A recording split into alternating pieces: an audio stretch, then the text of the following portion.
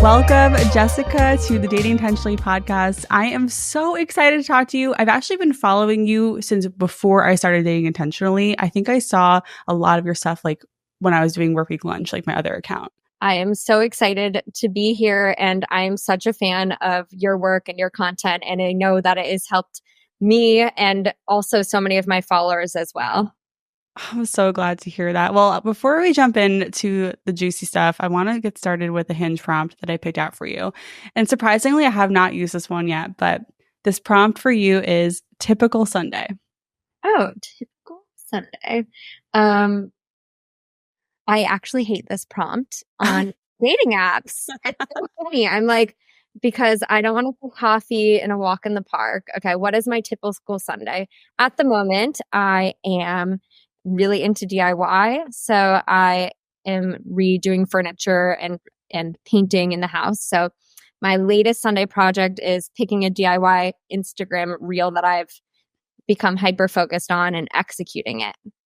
That's so cool. And I think that would be an amazing answer on a hinge prompt if you chose to ever use that as a prompt. It's way more interesting than coffee walk, which like, okay, fine, we all do that on a Sunday, but like what else are we doing? I love it.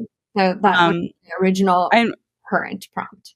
Yeah, my typical Sunday is very boring. Like this past Sunday was like I worked for a little bit in the morning, I did my journaling, and then I went shopping, I meal prepped, and then I did my hair. Like that was like pretty much that. It would also be a lot of fun. It's like planning my wedding. Yeah. Planning. Yeah, exactly. Well, okay. I do have my Hinge profile is still up, and it says like, "I'm here for research. I have a podcast. Also, I got engaged from Hinge." Jen, Hinge ambassador.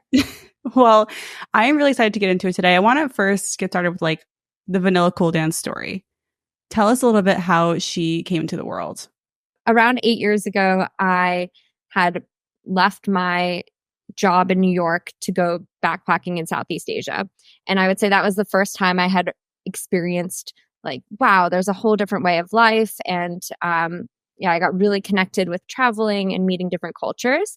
And at the time I had a boyfriend living in DC, and I was just like on my own solo backpacking adventure, and he was back in DC, and I had moved back to him for him. And he was really like the first big love, the college romance. And when I got back, he broke up with me. And that was also the first like really big breakup where you feel like you didn't see it coming. And then when you kind of examine it later, you're like, yep, that probably wasn't the best relationship I could have had. And I booked a one-way ticket to Amsterdam, and I didn't have a job. I was really, in a bad place. How old were you at this point? I was probably 25. Okay. Yeah, something like that.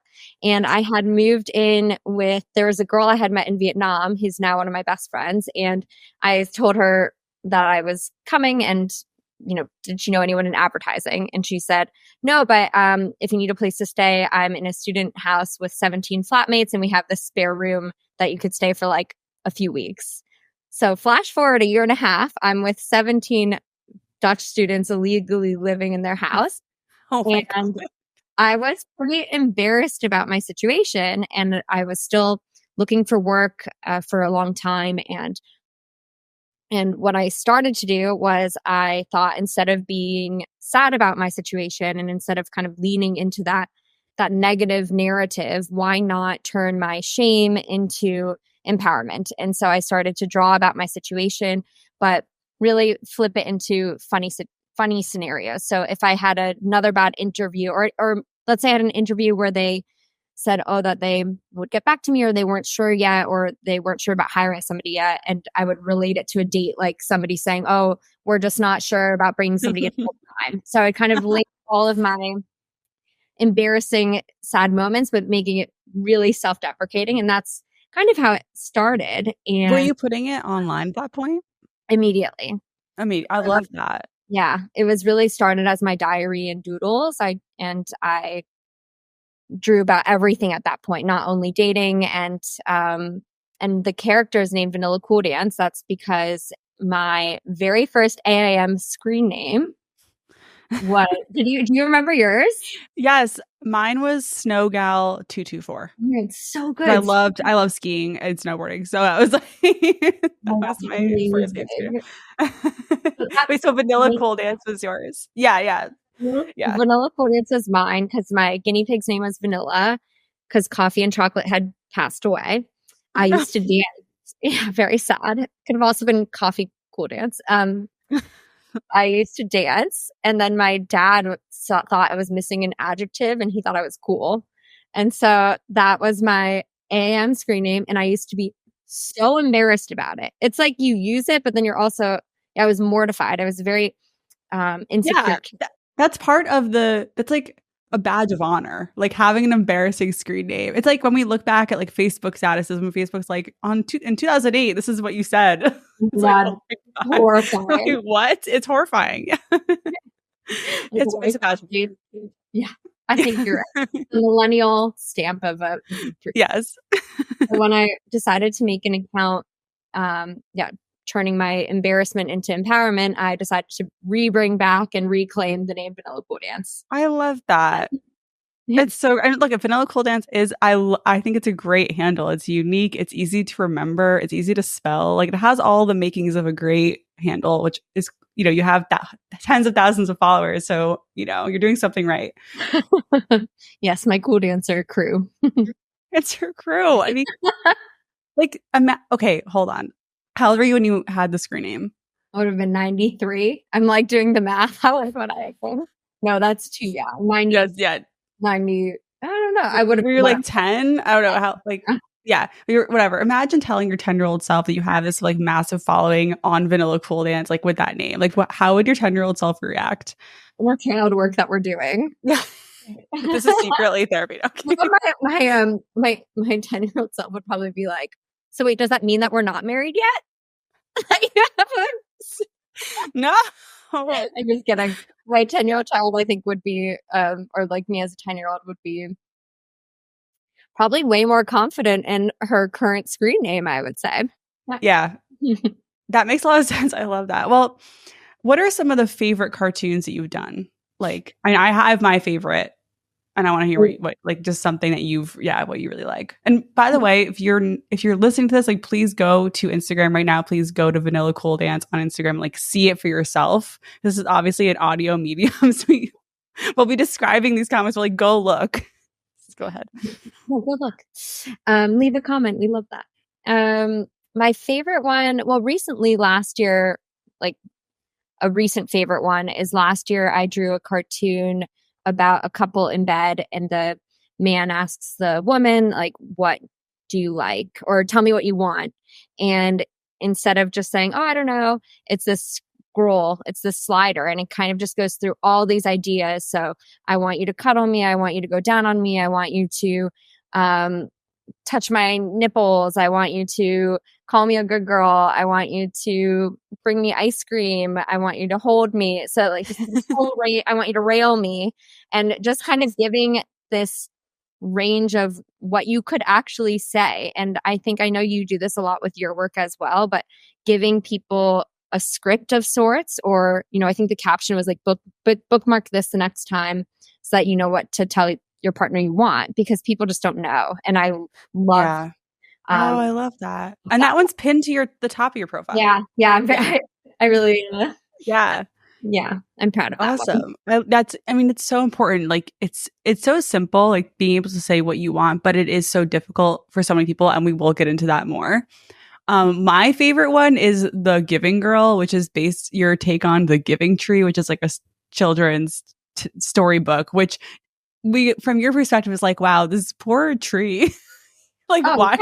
Yeah, like, why is this story? It's kind of a horrible, it's kind of a horrible story. It's like the tree gave until it had nothing left. And it's like you were relating it to like how women interact with men. It's like we give and give and give until literally there's nothing left. But there is a twist ending, which I love. So I'm not going to spoil that. But that's my favorite one. I was looking at that. I was like, Jessica is genius. Like this is so just hits on so many levels. Yeah, absolutely. I mean, honestly, thank you. And I love drawing that one. That story to me, I don't know if it's meant to be about motherhood, but yeah, it just really reminds me of somebody who, yeah, you can't give freely and then only be pouring from an empty cup. And it just gave the feeling of at what point is giving freely going from being a heroic thing to somebody who just doesn't have boundaries. Right. Ugh, so true. And then my other favorite one that you did is just one where where do we call her Vanilla? Like what's her name? Like just Vanilla I Coldance. like that. I call her Vanillacooldance, but we can Okay, call so her for sure. okay. Okay, so Vanilla is yeah, VCD is having sex with someone and the guy's like behind her and she has a thought bubble and it's wait, can you see my butthole? And I'm like, that is just so real. Like that is something you do so well with your work. It's like what we're all thinking you are going to put out there for everyone. It's like, nope, you're not alone in thinking this. Like if you think, wait, can you see my butthole? I can guarantee you other women have thought this. And he can. And men. And he can. Yeah.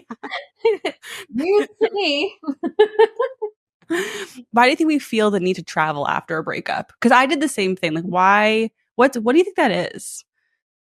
I That's a really great question. I don't know if everyone has the urge. I mean, you're a big traveler, I know. So for me, I learned that traveling to me is what anchors me back to myself. So I feel like the best version of me and I feel very centered and I feel like everything in life kind of goes a bit more into perspective because you're getting so many new stimulus. And yeah, I think You you can hit the nail feel. on the head though. Because even if you're not a big Mm. traveler, it's like after a breakup, it is doing what anchors you back to yourself. So if that's not traveling for you, listener, then it's something else. And it's like just doing that. I agree. I mean, I felt the same way. Like when I went to Italy after my breakup and I'm like, I'm going to eat, pray, love. Like that's like the movie, you know?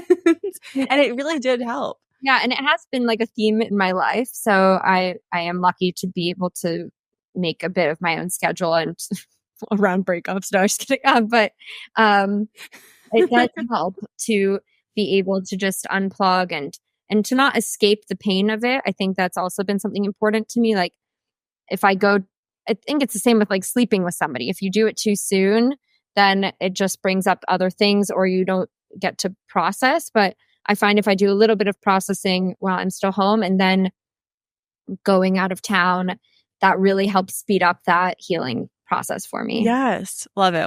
I think that was a great answer. So one thing I love about your journey is that you use your cartoons to share things you were embarrassed by, which you said. And I've heard you talk about your humor was more self-deprecating in the beginning, but now it seems to be a lot more empowering. So how did that transition happen?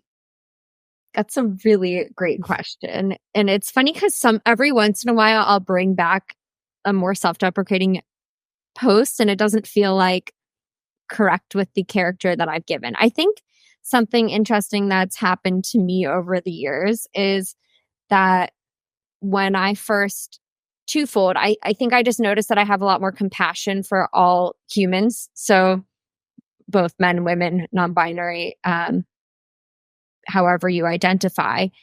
It's not so black and white as hating on men or demanding things as a woman or having expectations. So I think that I've gone through that evolution myself, it's harder to only be self-deprecating towards myself because I have a lot more compassion towards me, but also towards the people that you're dating because there's a lot more understanding. So I think rooted in that is where the evolution came through. Mhm. Although, let's be honest, I still love a little bit of, I mean, we still need to have sass. So we still need to bring it in as well. Yeah, I mean I think the sass is like what gets shared, you know, and it can be funny, you know, that's another way to connect with other people is just like through the humor and just also it's another way to just get through to people like your ultimate message, which is about tapping into what you need and being able to communicate that unapologetically. So sometimes we need a little sass to Definitely. overcompensate for the like shame or the fear, you know?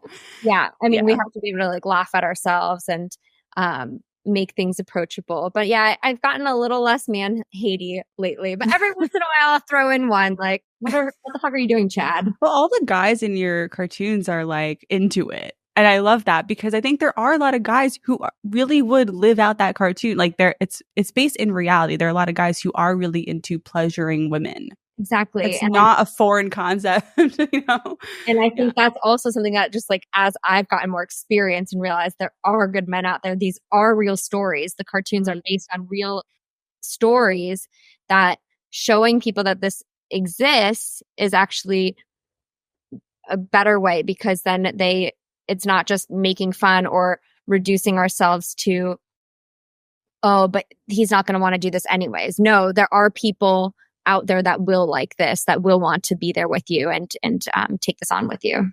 Absolutely. It's also just more positive, right? It's like, Awesome. yeah, like you could be funny and positive. You don't have to be funny and mean. Like you don't have to punch down, as they say. So okay, you've been doing you've been drawing VCD for how many years? Like at least 5 years, right? I think like 6 or Oh my 7. gosh, incredible. So what it would be really interesting to do a VCD comic of like today's VCD and 5 years ago, like side by side. Oh, yeah. That's a really Yeah, good but I one. guess I'm I want to know, like, what advice would you give to the version of yourself 5, 6 years ago who started, like, now having more compassion for yourself and others? Um, I think to approach life and people with curiosity, as opposed to assuming that you know, I think when you get curious with yourself, like, why are you feeling these ways? With others, like, why are you reacting this way? Why, if somebody, for instance, if it feels like they're not interested in your pleasure, to not just, I would have just gone home, called this guy and written this guy off, called him an asshole, and drawn a cartoon about him. And now it's like there could be so many reasons. So instead of just making that assumption, to get curious with them, and who knows what you'll learn. Maybe their last partner really didn't like, for instance, having oral sex, Mhm. or maybe Mhm. they're insecure about their skills in that. So approaching both the way you're walking through life with more curiosity, and to do that, bestow that gift onto others. So that's probably I love what that. I would give to her.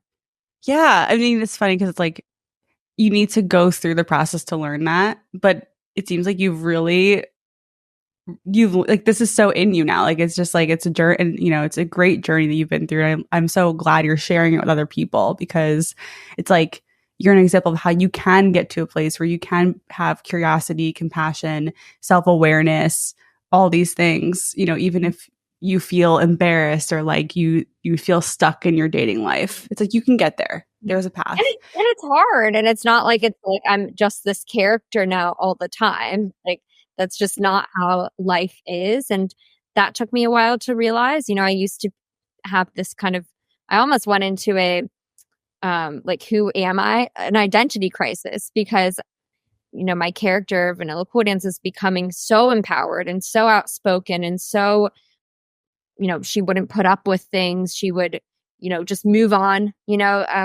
The a lot of the advice that we give, because it is true and it is helpful to move forward, but it's also impossible to be only your character. We're all, so I like to think that she's one part of me, and she's a part in all of us too. So Mhm. we all have this confident, outspoken, shameless part in us, and we can call on her when needed.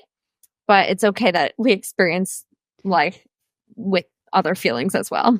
Yeah, I love that. It's like, yeah, there are different parts of it. I mean, and that's something that my therapist and I have talked about a lot. It's like what part of you is showing up right now. And sometimes Mm. it's vanilla and sometimes it's, not.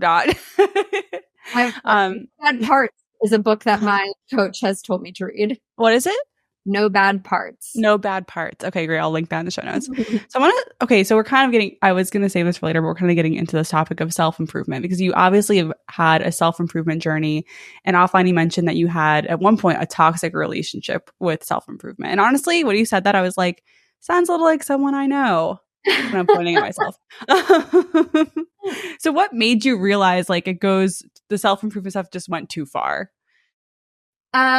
I think that especially with dating, if you're looking for it, and obviously I'm looking for inspiration all the time, you can just, there's so much self-help in the world, and it can be really hard. And I still struggle with like how to realign and trust your own self, and and I think I noticed this was a bad behavior when after a breakup, there was, I think it was like a Matt Hussey or a Jillian Turecki, and love them both, but they were offering like a free webinar or something. And I thought maybe I should sign up for this. And then I thought to myself, why am I signing up for this? Like, let me get curious about why I'm signing up for this. I'm not ready to date right now. So what is it? And I was like, oh, I know. I'm going to sign up for this that I can pinpoint everything I did not do in my last relationship. And I was like, that doesn't sound good. And then I was like, okay, this relationship with, 2024 is my year of we are all doing our best. And as long as somebody is open to learning or having discussions about, with a growth mindset and not so rigid, that is also enough. And I've even approached dating that way. I think I had a date a few months ago or two, okay, why am I being weird about this? A date recently where it was a third date and we were talking about how as you get older, you just start to get to know yourself better. And we talked about how it can be difficult because you are no longer naive, but you're also not always showing up 100% the way you want. And even by just saying that, I mean, we didn't go further, but I think by having that kind of conversation openly in the beginning, it really sets a nice tone for we're going to make mistakes, but we're going to do our best and we're open to talking about it. I loved on dates when you address the elephant in the room like that, where it's like, might be weird. Like it may, or it's okay if it's a little weird, it's okay if it's a little awkward, if it's a little stiff, or, all that stuff. I love that. And I love what you said earlier about how, like, asking yourself, why am I taking this? Why am I doing this? Oh, it's because I want to pick apart my past actions, because that's obviously that does something for us sometimes when we like go down. Sometimes I go down I look at like my old notes from when I was like in the throes of my relationship, my last relationship, like feeling really unhappy. And it's like, wow, look at how unhappy I was. I don't know what I get out from doing that, but it's like you have to catch yourself like, wait, what am I doing right now? Why am I doing this? Why am I putting myself back? And and I think it's really interesting because my toxic relationship with self-improvement comes from a different place. It comes from a place of like, I just have this, I think I grew up with this messaging that I always had to like do better, be better to earn love or earn whatever I was trying to go after. And it's like, okay, you reach this one milestone in your self-improvement or whatever you want to call it. And then there's more, and then there's more, and there's next, and there's more. And it's like, sometimes, no, you have to just like stop and just kind of chill with yourself, and you don't need to be constantly improving yourself. It's taken me a long time to learn, that it's like, I don't know why I remember from a really young age, just like wanting to be the best at everything. Like, and yeah, but you have to, in our adult lives, we have to catch that and be like, wait, is this like, it's like on the surface level, it looks like help, or it looks like you're doing improvement or something, but it's not at a certain point. Like it's also, I think I got to the point where I was subconsciously just telling myself like, I'm not good as I am, because I'm like on this quest to be perfect and to bring things always in the perfect way, and to do all the processing beforehand before saying it to somebody, so that I am presenting it in the best possible light, as if people are meant to be perfect and as if I would never forgive somebody else for not being human. Sort of perfection, or for always doing the best or being the best. So what advice would you have for someone listening who might be in a toxic cycle with self-improvement content?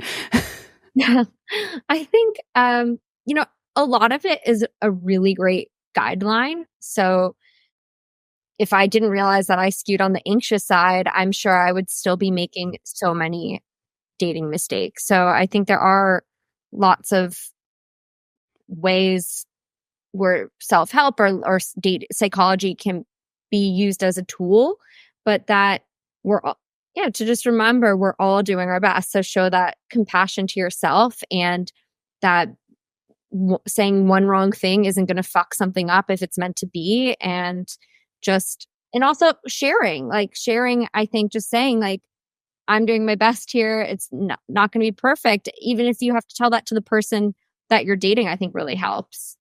Yeah. And also that's kind of hot. Like someone being self-aware and also being like, hey, like I'm working on this and it might not always be perfect, but like I am actively like aware of this. That's like really cool. It's a really real. It's just, it kind of takes the pressure off Yeah, of the whole situation. And then if you're on the receiving end of that and you're like, well, that's not going to work for me, well then like I don't know what do you expect, because like you said, we're all doing our best. absolutely. So I want to switch gears a little bit and talk about the taboos. And because a lot of your work, a lot of your cartoons are addressing things that are taboo that we just don't talk about, mainly female pleasure. Hmm. So why, in your words, why is female pleasure still so taboo? Well, I don't know where all of your listeners grew up, but I certainly grew up not realizing that female pleasure was even valid. I think, from the way culture and media portrayed things when we were younger, it was always male centric. So I think, first of all, it was very much that the narrative was always that sex is over when the man finishes. And so, first, you have to even be aware that there is the space for female pleasure before it's even a taboo. I'm like, I'm not even sure where that comes from first. So first it's like realizing, okay, female pleasure is a thing. And then second of all, there's no place to talk about this. There's no kind of space to ask my questions. And so that's the space that I want to create. And because we all have these insecurities and not everyone knows where to go. So No, it is taboo because it's not talked about. It's not shown as much. I mean, growing up, I agree. It's like maybe it's a little different now in 2024, but yeah, in the early 90s and like all this stuff, like what it still was very male centric. And I think, I think like showing a female orgasm on TV show or in a movie was still a really big deal. Like oh, like there was a scene where a guy goes down on a woman was like groundbreaking, at a certain point. it has changed. Like I love this education. Honestly, I'm a big fan of Netflix like tween shows. So I love Yes. high school shows. And so much of them do show female pleasure and I think it's so important to like see that reflected in media. Yeah. So when did this click for you? Like, were you always super in touch with your needs and able to communicate them? No, I don't think I was always in touch with my needs. I think I always really felt that it was about the guy but that's not only for me, that wasn't probably only in the bedroom. I think it was also within the whole relationship. I think it was this chasing mentality that I had for a really long time as opposed to a receiving mentality. And when I moved to the Netherlands, I had a partner at one point, and I just remember he was going down on me. I came, and he kept going down on me. And then I remember saying, oh, I already came, and he just looks up at me and he goes, oh, I know. And he goes back down. And I was like, whoa, this guy is really enjoying this. Why would I ever settle for anything Right. less?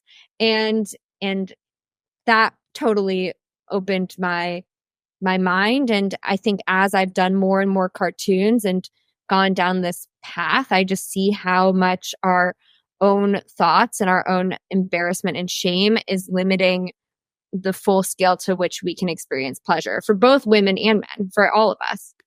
Yes, 100%. I'm so glad that clicked for you in your 20s. I don't think that it really clicked for me until way later, like until like my late 20s or early 30s. Honestly, I'm still in my early 30s, but I started having sex at like 15, so it was a lot of time where it just wasn't a thing really. And I used to fake orgasms all the time, and now obviously it's like a big no, but you just don't know. Like you think that's normal. It's like okay, like at least if I'm showing I'm putting on a show, I guess, or showing I'm having a good time, then I must be having a good time. Yeah, and I used to take an orgasm so that the guy would finish because Right. Yeah. It's like I'm over it. Okay. yeah, it's horrible. Like No, we're not saying please don't do yeah, any of this. We've absolutely. learned from our mistakes. Do not fake an orgasm. It doesn't teach anyone. yeah, where can we start with getting in touch with our needs for pleasure? Like, how do we even start doing this if we're feeling like, oh my God, this is so weird. This is so odd. Like, what do you mean? Yeah, What's your well, advice? it's very great that we're recording this during Masturbation May, because I would say that's probably a really good and safe place to start, is just kind of learning to understand your own body. Another good place to start is, yeah, so to learn what you like, learn what you don't like, and to create a safe space in a relationship. So I really like the card games. I think you've talked about them too, like Yeah. any kind of conversation games. They have ones that are, of course, more on like life goals, but they also have spicier decks. And I think by just getting comfortable talking about that with a partner is a really good intro to having that conversation, or sharing something that you heard on a podcast, like Yep. or sharing something you saw on Instagram with your partner, just as a way to kind of crack that door open and take it from there. Great advice. And I think back to what you said initially of exploring your own body on, by yourself is really important. So a lot of times if you did those cards without that exploration, you wouldn't necessarily know what turns you on. Like you could get a question, you're like, I don't know. So it's like, yes, like that's your homework, listener. Like go, and explore without judgment, without shame. Like it's your body, it's yours. You own it. Like you can do whatever you want to yourself, Take and your time with it. yeah, take your time. I mean, I personally, I think I had some really good early experiences, like going to like a toy store, like adult toy store with my friends in college is like just like a joke, but like it kind of was a good way for all of us to just like enter the world of toys. And there's a picture of you on your profile with like all your toys, which is amazing. I love that picture. I'm like, wow, this is like this is a collection. Go, Jessica.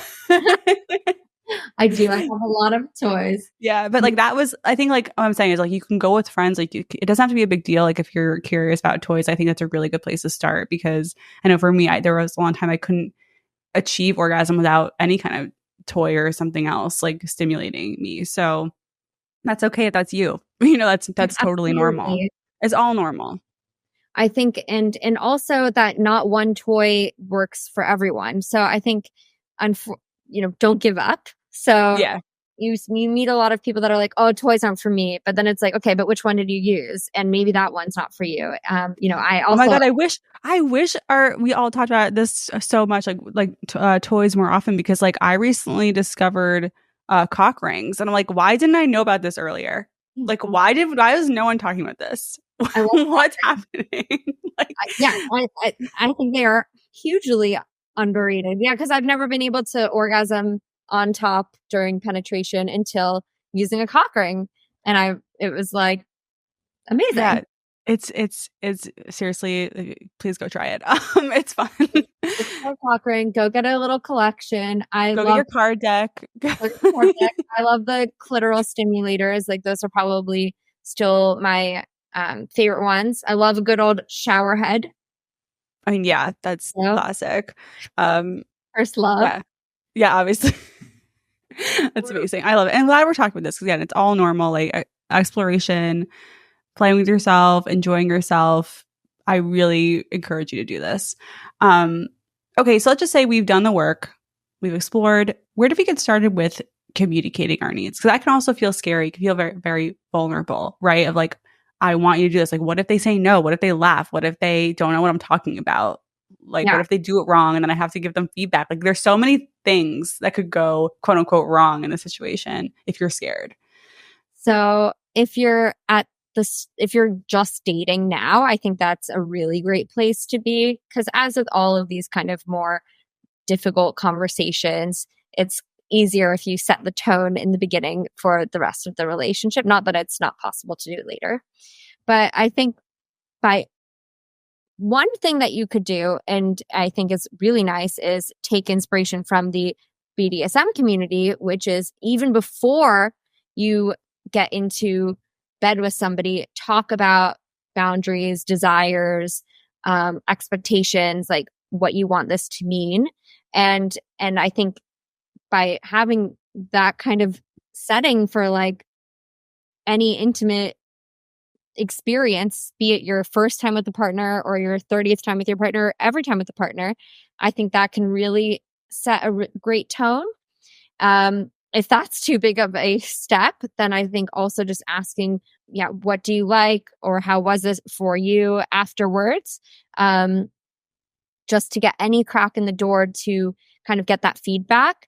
It is difficult when somebody is like, oh, I don't know, if they don't know. And I think if you can make it into not a one-off conversation, but into we'll have multiple talks about this. And if you are in a relationship, having these talks outside the bedroom can help, often like while walking or not necessarily looking at each other, so that you're not putting that kind of pressure on the other person. But I think having walking conversations where you're talking about it can really help. Are you team have this conversation close on or close off? Like, which one do you think is more effective? Close optional, I would say. Love it. Because I've heard both, right? It's like, I mean, I think I would prefer to have clothes on because I think it can be really a fun, sexy conversation that's like, it builds anticipation. It's like part of the foreplay, right? It doesn't have to be like this like austere meeting where you're like, okay, let's write out our sexual preferences, fantasies, like everything. It can be like a fun foreplay kind of conversation. Totally. In a public place. I love, oh, absolutely. And there's nothing like having that conversation and wanting to take somebody home and rip their clothes off and like their fantasy.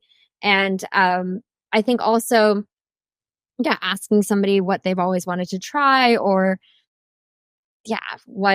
asking what a fantasy of somebody's is. It's so nice. And if you are on the more sex open space, one of the things I do in dating is I ask, oh, have you heard of the dating app Field or the dating app Pure? Because that is a more sex positive app. And even if I'm not on it, and even if they're not on it, I think it's an interesting segue into what is your kind of feeling about sex positivity. And so that I've found as the woman bringing that up has been a easy transition into that. And then if they are, you can be like, oh, what are your desires, or like, what are things that you've wanted to try? Yeah. Yeah. And when in a dating scenario do you feel comfortable bringing this stuff up? Like, just, I think there are situations where like for women, a guy will start bringing sex into a conversation kind of in a way that feels a little like, oh, this is a little too early, or this is a little uncomfortable, or I don't know yet if I want to have sex with this person. Like, what is your approach to that? My advice to that is I think it's best saved for when you are feeling more ready for intimacy. So if you're not wanting to have intimacy, let's say on the first date, then I wouldn't necessarily lead with that. For me specifically, it's a little bit different because my job is, or like what I do is in this space. So it's a big passion of mine. And I have a way of talking about it, I hope, where it's more on this, the higher level, as opposed to necessarily my own desires. And so maybe for me, I bring it up a bit sooner, but it's more on for other people, I would say when you're, what about you? I agree with you. Like, I'm nodding along. I agree. Like, because I have had more experience with sex and I'm more comfortable laying out boundaries, and like, I feel very in control when I'm dating. Like, I'm not worried about someone wanting to hook up with me, and I don't want that. Like, that was not like a fear of mine, because it's just like, if I don't want to, then I'm not going to. That's end of story. So I would probably bring things up sooner than the average dater, because I knew that I could stop things when it started to get to a point where it's like, you know what? I'm glad we're talking about this, but I don't actually want to follow through on it right now. It's like, it's fun to talk about, but doesn't necessarily mean it's going to happen. Yeah. And some people might be disappointed by that, but like, it's a fun conversation and it's practice, Also, it's important. I mean, people look at like what they want in a long-term partner, and a lot of people feel silly to say sexual compatibility. They say emotional compatibility. They want them to be emotionally available. They want them to be, 6'5", Yeah. I try not to have that in mind, but I think people do. But, Yeah. Sexual compatibility and intimate compatibility is a big part. And some people are compatible and some people are not in that space. And I do think it is important to talk about, and we need to learn how to talk about it because it will only improve our sex lives. I agree. Yeah. No, look, I definitely agree. Sexual compatibility is very important. It's just not, I wouldn't say it's like what you lead with on a first date. I know you agree with me. Yeah. But it's like down the line, after you build trust, after you get to know them and you feel comfortable with them, you feel safe with them, then yeah, like start talking about it for sure. Yeah. So, yeah. Go ahead. No, I was going to say, and just don't get discouraged if like the person you're talking with doesn't have an answer right away either, because nobody taught any of us how to talk about this stuff. So true. Yeah. Yeah. So I want to get to a little bit of like your dating life in Amsterdam, but just before we wrap this part up, what do you wish more people knew about female pleasure? I wish that more people knew that a very tiny percentage of women, very, very small, can orgasm through penetration alone. So I used to always think I wasn't normal because I wasn't having an orgasm from penetration. And there are women who can, but oftentimes that's also because of like where their clitoris actually is located. So how close that is to the vaginal opening. And so maybe the way they're positioned is rubbing it so they're able to orgasm. So first of all, it's all about the clitoris for most women. That's why it's easier to orgasm with the vibrator than necessarily with a partner. So that's probably the biggest piece. Yeah, I would say I wish I knew that. I mean, from a younger age too. And I was like, why isn't this happening for me? Like I'm just doing it. I need to like try all the different ways to make it happen. And just like never does. And that's fine. Yeah, that's fine. Yeah, and love it. Yeah. All about the clit. It's all about the clit. You heard it here. Probably didn't hear her first, but you are hearing it here. So I want to talk about your dating life a little bit. You are in the Netherlands. You're in Amsterdam. Are you dating right now? Not actively. Okay, but you've dated on and off like through your time. You've had relationships. Okay, so what are some of the main differences between like international and Dutch daters and American daters? So it's funny because I have to say, when I go out with an American living in the Netherlands, I sometimes have no idea. I'll leave the date and I'm like, I'm not sure what our vibe was. Like, were we just friends vibe or was it? And I'm like, I think just Americans are really friendly most of the time. So I've found it a little bit more unclear. And I don't know if that's something I experienced when I lived in the States, but it's definitely something I experienced when I moved here. The Dutch are extremely direct. So I find I often know where I stand, and I do like directness. So that's something nice. What else? They're less chivalrous, let's say. So I don't know how it is in the US, but the tiki culture, we have like Venmo. So going Dutch comes from the Netherlands. So 50-50. Okay, I never realized that. Yeah. I didn't either until I moved here. Amazing. Okay, so it's more 50-50 on dating. Yeah. Like paying for it. Okay. It depends still. Like I've had also dated Dutch men who would refuse to let me pay. So it really depends, but it is very much in the culture. And then not only is it 50-50, but it is the like, I'll send you a Venmo later. Or the Dutch version. And it's so crazy because like people in America would be so offended. Like if a Venmo request just popped up after a date, like they'd be like, what the heck is this? But I can see how it's, yeah. I mean, it doesn't feel very good, but if that's the culture, I think I would probably just accept it. No, I don't accept it. I think I normally would be like, let's just split it here. Yeah, I'd rather do that. Normal. Like, I don't want it to look like what you're paying for me. And then behind closed doors, you're sending me the tiki, the Venmo. So I'm all for splitting, but I really still to this day, even though I've been here nearly 9 years, I hate a invoice out. Okay, so what about like in early dating, is there like like when it comes to defining the relationship or being exclusive, how is that approached in where you are? I honestly do think it's confusing wherever you are, depending on where you're at in dating.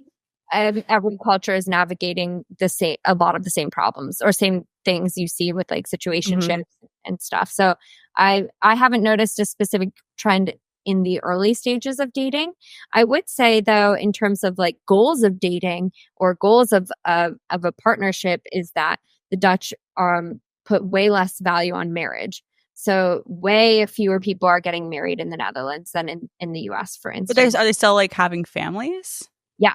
Yeah. Yeah. So Okay. you'll see a lot of times just people are not getting married, but they're having kids. Right. Yeah.